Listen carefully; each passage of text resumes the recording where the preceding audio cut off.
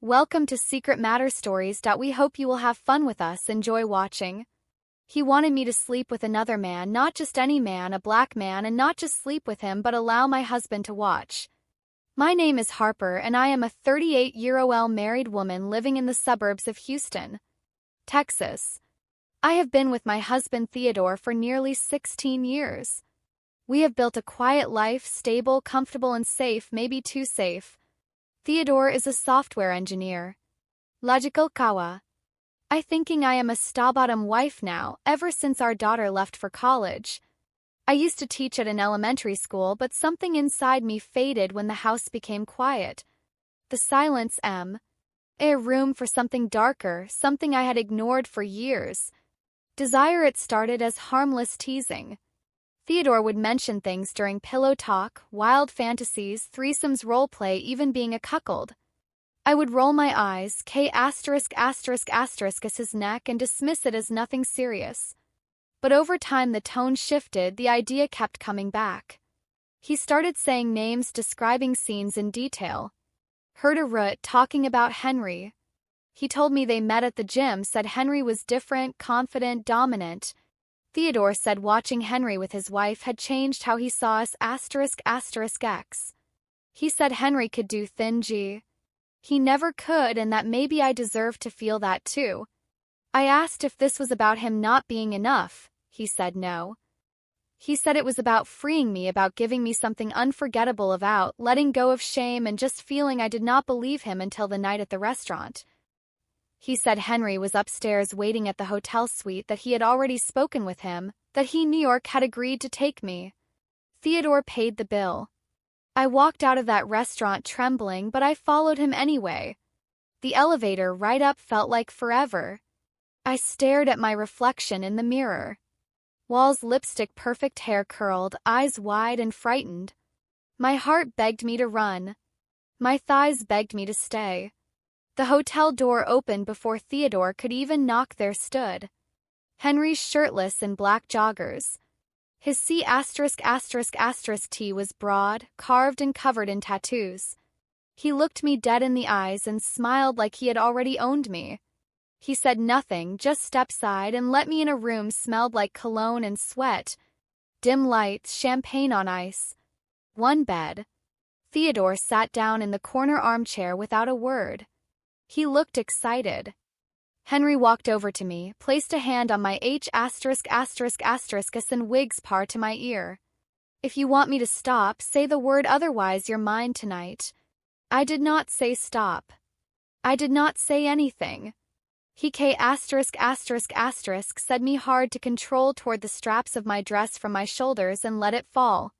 I was bare before him in seconds. His hands were firm use. Hacking, he lifted me like I weighed nothing and laid me on the bed, and when I saw him remove his joggers, everything changed. 12 and thick, heavy pulsing, my body froze. My mind raced, but my soul, all was already gone. Henry touched me like no one ever had. He read every gasp, every arch, every moan. He knew how to ruin me gently, and my husband watched, stroking himself slowly, eyes wide with one. During, I lost count of how many times I came. I lost track of time completely. Hours slipped by, sweat dripped, my voice cracked. My body was not mine anymore. It was Henry's canvas, and he painted me wit. His rhythm. By the time he collapsed beside me, my legs were numb. My husband walked over, my forehead and whispered, "Thank you." I turned to Henry. He smiled, and I knew in that moment I was never going to be the same again. I woke up, so not just physically but emotionally, mentally, spiritually, my body ached in places I never knew could ache. My throat was raw from moaning, my thighs were still trembling, and my soul, it was somewhere between guilt and craving. Theodore lay next to me, still asleep, one arm lazily draped over my waist. I turned to look at him, peaceful, content, smiling in his sleep like a man who had just lived out a dream. But my mind was not on him. It was on Henry. It was on his deep voice, the calm, and in grip of his hands, the heaviness of his body on mine, and the stretch that had broken something wide open inside me. He had touched a nerve I never knew existed, and now I could not forget it. I did not want a Theodore K*** kiss me on the shoulder when he woke up and said, "You were amazing." I smiled weakly, but the truth was I had not been pretending. I had not been performing. I had been devoured, owned, unleashed, and I wanted it again. That afternoon, Theodore made us breakfast in the hotel room. We acted like a regular couple on a weekend getaway, but I was distracted. Every time I closed my eyes, I saw Henry's face hovering over me. I felt his breath on my neck. His voice, echoed in my ears, had haunted me. Later that week, Theodore brought him up again. He said, Henry wanted to see me again. I tried to act unsure to seem like I was not desperate. But the truth was I had already dreamed about it every night since we met Henry the next Saturday at a luxury Airbnb. Theodore had rented just outside town, secluded private clean white sheets and scented candles. Theodore brought wine and said he would stay in the corner again.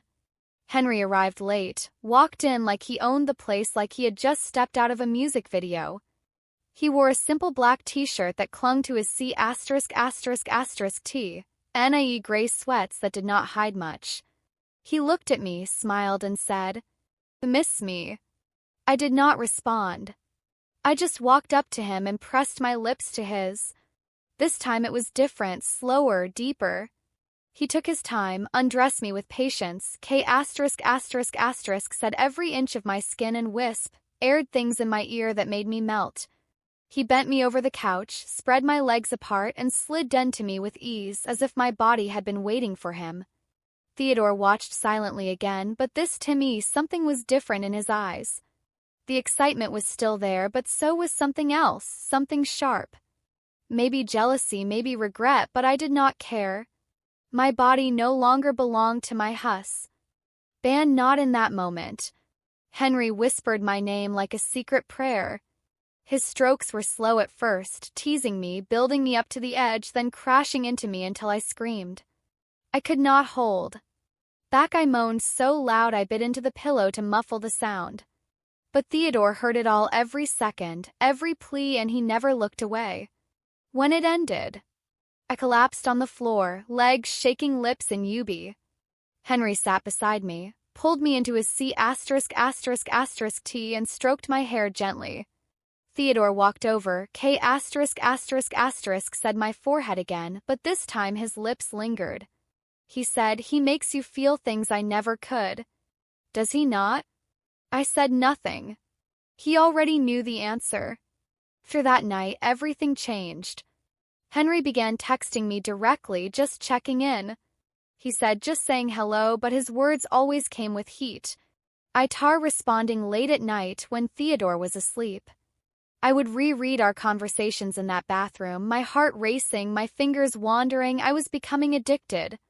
One afternoon, Henry sent me, "Sage, wanna see me without Theodore?" I stared at it for almost an hour, and then I said yes. We met at a hotel near the edge of the city. No cameras, no questions, just raw, dangerously. The moment I walked and Henry grabbed me, pushed me against the wall, and said me like he had been arming for me that night. There was no slow build-up, no candles, no wine, just pure raw passion. He bent me over the dresser, pulled my skirt up, pushed my panties aside, entered me in one smooth motion. It was rough, wild, filthy. I screamed his name. He growled mine. We both lost control. Came 3 times before he did. When I got home that night, Theodore was in the living room watching TV. He asked me if I had fun shopping. I nodded.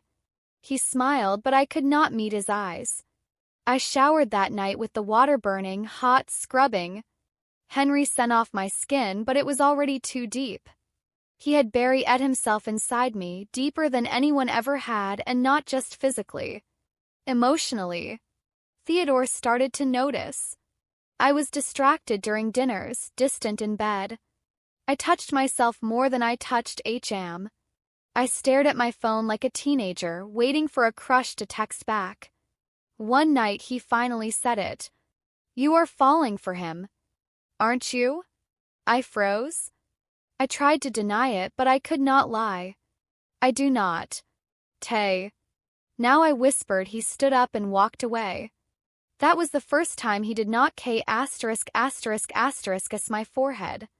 For I started seeing Henry more. I stopped telling Theodore. First I felt guilty, but soon I just felt alive. Henry brought something out of me I never knew existed. He made me feel powerful as XY desired. He took control in ways that made me want to surrender completely, and I did. One night Henry looked at me while I was lying naked in his bed and said something I never expected. I could steal you if I won 3. I laughed, but deep down I was not sure if I wanted to be stolen.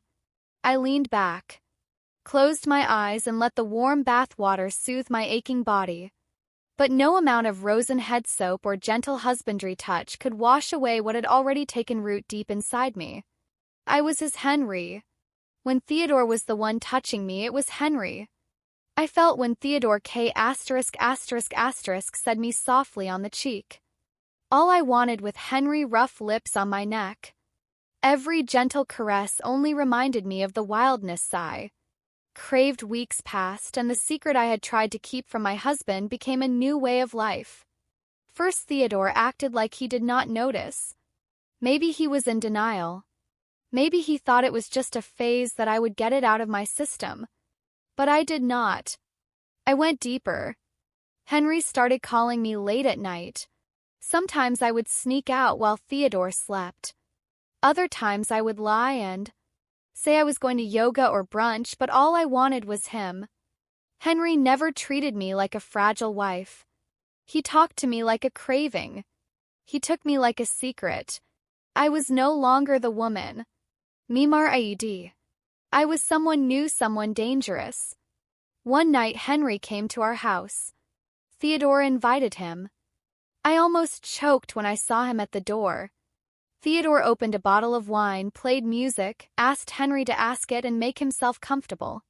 My hands trembled as I poured the wine. I knew what was happening. Theodore had not lost control, he had given it away. For dinner, Theodore leaned back on the couch and said something that changed everything. I want to watch again, but this time I want to see how far you will go.